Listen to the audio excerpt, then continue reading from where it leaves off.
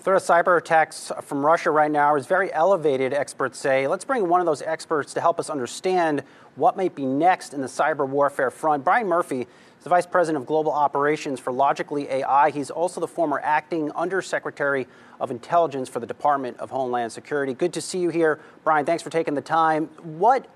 If Russia is to launch cyber warfare against the U.S., what U.S. assets might it start with? Well, so it won't be the first time. So we need to put this in perspective. The Russians really come at the U.S. in a couple of different ways.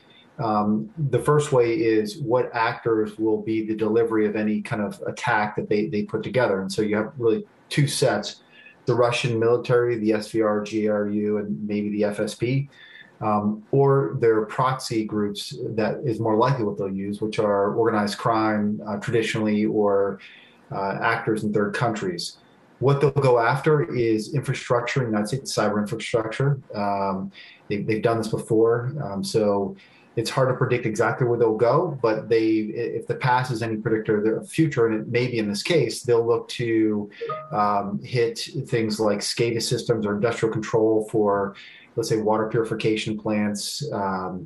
They may hit some electrical grids. They've done that before to try to send a signal to the United States that they will use all aspects in terms of spectrum of warfare, their hybrid warfare, to counter U.S. sanctions.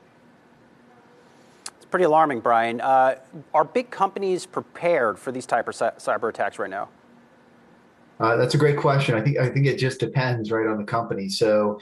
Unfortunately, a lot of companies don't take, even in today's world, their cyber hygiene to the level that it needs to be at until, quite frankly, it's too late. And so ransomware is a favorite of the Russians, particularly the Russian government, as a way to lock up some of these big businesses. We saw that with the Colonial Pipeline. And those are the industrial controls that I think that they will continue to go after. So are they prepared? It really depends on the business. I mean, just generally, I think we've gotten a lot better as a country. But unfortunately, we have a long way to go. It is a cost center for these big companies, but usually the pain they feel on the backside of it, if they have not prepared themselves effectively, is far worse. Brian, I'm also curious about our government's capabilities to counterattack in Russia. I mean, it's sort of become conventional wisdom that Russia and China are the two most effective international actors in terms of cyber attacks. But, can we counterpunch, and how much of a deterrent could that potentially be to Russia? Well, we have the capabilities, of course, to counterpunch. And I don't know if it will be much of a deterrence to the Russians. One, we have not fought fire with fire, if you would. They'll attack us at a certain level, and we have chosen not, for political reasons, to respond in kind. And that, depending on how you look at it, may or may not be the right position to take. But the cyber war can quickly lead to real war, and obviously we want to try to do everything we can to avoid that. But at the same time, yes, we have those capabilities. When we use them, how we use them, and if we use them, there's going to be a lot of calculations into that, because there's now a hot war in Ukraine, and our NATO allies are just on the other side. So all these things are going to be difficult to make determinations for the U.S. government, because there's so many factors in there as to, do we use the tools, how do we respond, and what does it look like? For U.S. investors, and we're showing, by the way, cybersecurity stocks, which have been benefiting as there is this assumption that their services will be needed.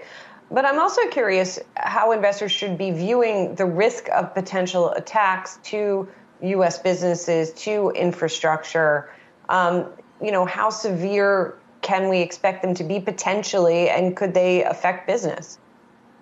Well, invariably they will affect business. Again, if you just look at the Colonial Pipeline as just a recent example, when the Russians do something, and I think they will, it won't look like it did last time, meaning that it won't necessarily be, let's say, a major gas pipeline in the U.S. It'll be something different, but the same type of model will be used, and it's going to have a serious pain point in a sector of the U.S. economy. And we just don't know what that will be right now, obviously. But when it comes, it will have an impact in a sector of our economy, for sure. Really appreciate this insight here. Brian Murphy, Vice President of Global Operations for Logically AI. Thanks so much.